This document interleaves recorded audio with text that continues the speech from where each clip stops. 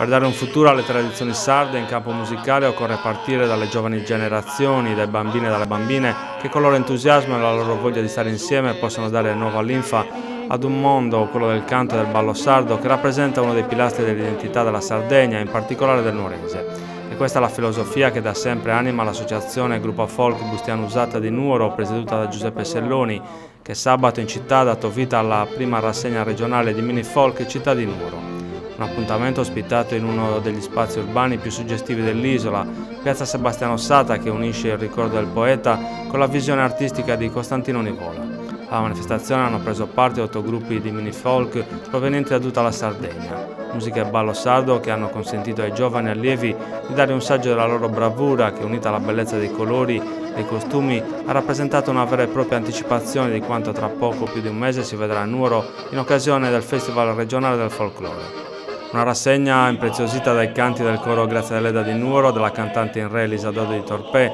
dei tenore Santoni Milia di Orosei, tenore Monserrata di Oliena, Grazia Deledda e Bustiano Usata di Nuoro. Un tuffo in una tradizione canora dichiarata dall'UNESCO Patrimonio dell'Umanità. Alla rassegna sono intervenuti il sindaco di Nuoro Andrea Sudio e l'assessore alla cultura Sebastian Cocco.